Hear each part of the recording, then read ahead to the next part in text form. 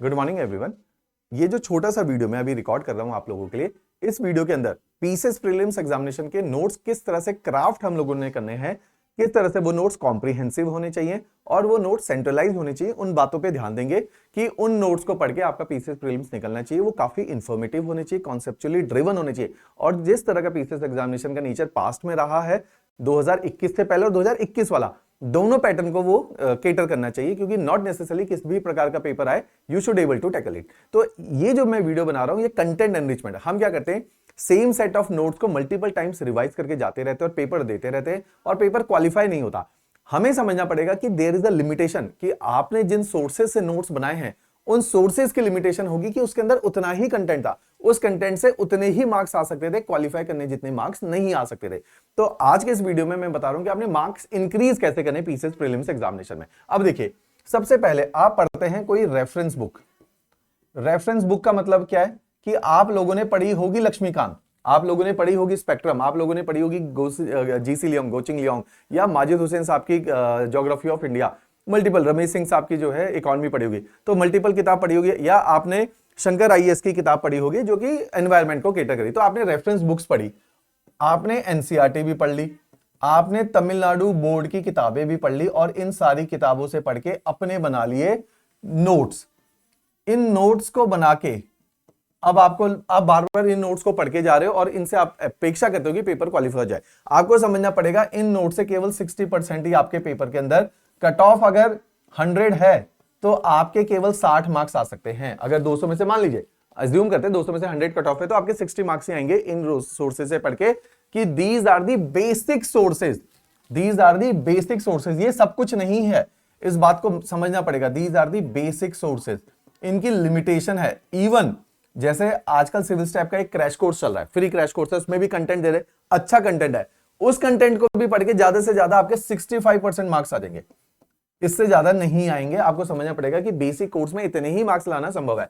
अब हमें है कि आपको लेवल अप करना है अपने कंटेंट का। लेवल अप करने का तरीका है कि पहली बार में आप सिलेबस को कवर करते हो। ये जो आपने काम किया ये सिलेबस कवरेज के लिए किया था, सिलेबस कवरेज के लिए किया था। दूसरा आप काम करते हो जिसको बोला जाता है एनरिच करना कंटेंट को, एनरिचमेंट। हम यूपीएससी में यही प्रोसेस फॉलो करवाते हैं। एनरिचमेंट का मतलब है अब जो सिलेबस पढ़ लिया है उसमें फैक्चुअल डेप्थ और कॉन्सेप्चुअल डेप्थ बढ़ाने का टाइम आ गया है। कॉन्सेप्चुअल डेप्थ उसके लिए कैसे करोगे? अब आप, नया कंटेंट तो है नहीं मार्केट में, कोई नई किताब नहीं है। अब हमने क्या करना है, इस चीज के लिए हम लोगों ने, अब इसकी मार्केट में कोई किताब नहीं है इस चीज को केटर करने के लिए, इसके लिए हम लोगों ने एक क्वेश्चन बैंक डिवाइस किया है। क्वेश्चन बैंक, इस क्वेश्चन बैंक के अंदर हम लोगों ने 5100 एमसीक्यू डाले हैं और 6 बुक्स का सेट है।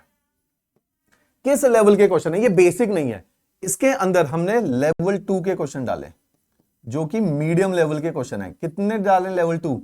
70% के अराउंड, 60 to 70%। प्लस लेवल 3 के क्वेश्चन डाले। कौन से क्वेश्चन होते हैं लेवल 3 में? डिफिकल्ट लेवल के क्वेश्चन। ये कितने डाले? Rest of the 30%। तो ये क्वेश्चन बैंक करने से क्या होगा? अगर जब आप ये क्वेश्चन बैंक करते हो, क्वेश्चन बैंक करने से आपके मल्टीपल बेनिफिट है। सबसे पहले आपकी पूरी रिवीजन हो जाती है सिलेबस की, क्योंकि हर चीज इसमें टॉपिक वाइज है। जैसे आपने प्रीएम्बल पढ़ा, टॉपिक वाइज 20 क्वेश्चन मिलेंगे जो अच्छी क्वालिटी के होंगे। इन टॉपिक वाइज क्वेश्चन को पढ़ के आपकी नॉलेज रिटेन होने लगेगी, रिटेन होगी। जब पेपर देने जाओगे आप चीजों को रिकॉल कर पाओगे, जिससे पेपर में अच्छे मार्क्स ला पाओगे। दूसरी बात, इसी क्वेश्चन बैंक के अंदर जो एक्स्ट्रा नॉलेज है, आपको नया ज्ञान मिला। मान लीजिए टोटल आपने 5100 क्वेश्चन किए, उसमें से 2500 न्यू क्वेश्चन थे, 2500 न्यू क्वेश्चन थे। ये जो न्यू क्वेश्चंस आज आप लोगों को मिले हैं, इन क्वेश्चन को लिख लीजिए, इनकॉर्पोरेट करो, इनकॉर्पोरेट इन योर, लिख लीजिए योर। ये गलतियां कौन करते हैं? जिन्होंने ऑलरेडी तैयारी करी है, उनका पेपर निकलना मुश्किल है। जो फ्रेशर्स है वो एक एक बात को समझते हैं, वो एक एक बात को इंप्लीमेंट करते हैं, उनका पेपर निकलने के ज्यादा चांसेस है। Incorporate in your basic notes. अब आपके नोट्स क्या हो गए? Basic notes. आज आपके बेसिक नोट्स अपग्रेड हो चुके हैं, अब अपग्रेड हो गए हैं, एनरिच हो गए हैं मतलब। तो ये आपके नोट्स का लेवल बढ़ गया। क्लियर हुई बात? तो आपने क्वेश्चन बैंक के माध्यम से क्या किया? लेवल 2 एनरिचमेंट कर दी, डेप्थ बढ़ा दी, कंटेंट के अंदर डेटा नया ऐड कर दिया, नए कॉन्सेप्ट ऐड कर दिए, अब आपके जो नोट्स हैं वो अपडेट हो गए। तीसरा लेवल, अब देखिए अब आता है तीसरा लेवल नोट्स के लिए। हमेशा टेस्ट सीरीज किसी भी इंस्टीट्यूट की करो, ऐसा नहीं कि सिविल स्टैफ, मल्टीपल इंस्टीट्यूट है, आप लोगों को पता ही है। टेस्ट सीरीज दो, लेकिन क्रेडिबल सोर्सेज से, जिनकी टेस्ट सीरीज का अच्छा स्टैंडर्ड। अगर आप किसी के इंस्टीट्यूट की टेस्ट सीरीज में 60% ला रहे हो, 50% ला रहे हो, और आप बहुत अच्छी तैयारी करके बैठ के 60% ला रहे हो, तो मींस आप जो है ठीक कर रहे हो। अगर एक एवरेज बच्चा जिसकी एवरेज से तैयारी है वो 50% किसी की टेस्ट सीरीज में ला रहा है, इसका मतलब टेस्ट सीरीज का लेवल हल्का है, तो ये उसकी असेसमेंट है। तो टेस्ट सीरीज से क्या होगा, टेस्ट सीरीज आपके न्यू क्वेश्चन, जैसे हमारी एक टेस्ट सीरीज लॉन्च हो रही है 27 जनवरी को। इस टेस्ट सीरीज के अंदर हमने क्या किया, इसके अंदर हम लोगों ने 2600 एमसीक्यू डाल दिए। 2600 में से भी 21 MCQ are for GS, general studies.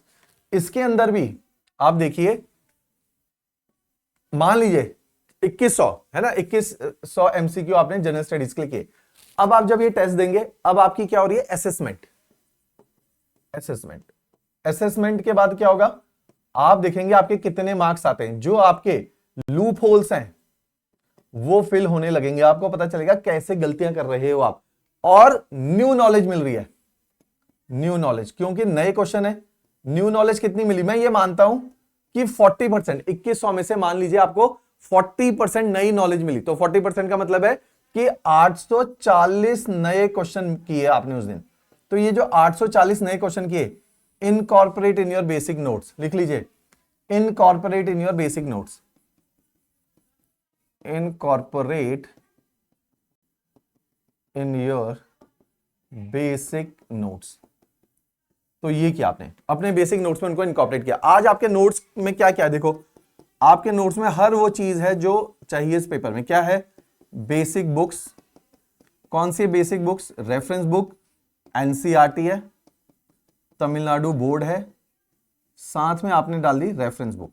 ये तीनों आपके नोट्स में हैं, लेकिन ये नोट्स, रेफरेंस, सब कुछ डालने के बाद बेसिक है। अब आपने इसमें क्या डाले, इसमें आपने 5100 एमसीक्यू के क्वेश्चन बैंक डाले, ये नोट्स के अंदर है। और क्या है, इसमें टेस्ट सीरीज डाल दी आपने सिविल स्टैट की। इस टेस्ट सीरीज में कितने क्वेश्चन थे, 2100 एमसीक्यू। अब आपके नोट्स के अंदर आप देखेंगे मोटा मोटा 7000 एमसीक्यू ऑलरेडी आप डाल चुके हो, और इतनी सारी इंफॉर्मेशन डाल चुके। अब इस नोट से आपका पेपर निकलेगा। तो ये एक तरीका होता है नोट्स से पेपर को क्वालिफाई करने का। क्लियर है बात। तो इस तरीके से आप नोट्स मेकिंग कीजिए, अपने कंटेंट को एनरिच करो। एनरिच कंटेंट जाओगे। अब आपने देखो नोट्स का एक प्रिंसिपल होता है, प्रिंसिपल ऑफ नोट्स मेकिंग। ये हम लोगों को बहुत टाइम के बाद याद समझ आया कि कैसे नोट्स मेकिंग करनी चाहिए। सबसे इंपॉर्टेंट पार्ट होता है नोट्स मेकिंग कैसे करनी चाहिए। प्रिंसिपल ऑफ नोट्स मेकिंग एक होता है, नोट्स आपके कंसोलिडेटेड होने चाहिए, मींस कॉम्प्रिहेंसिव होने चाहिए, मींस एक ही जगह पे सब कुछ होने चाहिए, मींस सेंट्रलाइज्ड होने चाहिए। ये इसका प्रिंसिपल है। मींस आपके अलग अलग नोट्स ना हो, ज्योग्राफी की A4 शीट या रजिस्टर हो, फाइल है, इसके अंदर ज्योग्राफी के जो ये तीनों चीजें लिखी है, ज्योग्राफी के बारे में टेस्ट सीरीज में क्या लिखा है, क्वेश्चन बैंक में क्या लिखा है, या रेफरेंस किताबों एनसीईआरटी में क्या लिखा है, वो सब कुछ इसके अंदर होगा, और इस फाइल का नाम होगा ज्योग्राफी। पेपर निकालने के लिए ज्योग्राफी में जो इंफॉर्मेशन चाहिए वो सब कुछ इस फाइल में है। एक और फाइल होगी पॉलिटी, सारी इंफॉर्मेशन इस पॉलिटी की फाइल के अंदर होनी चाहिए।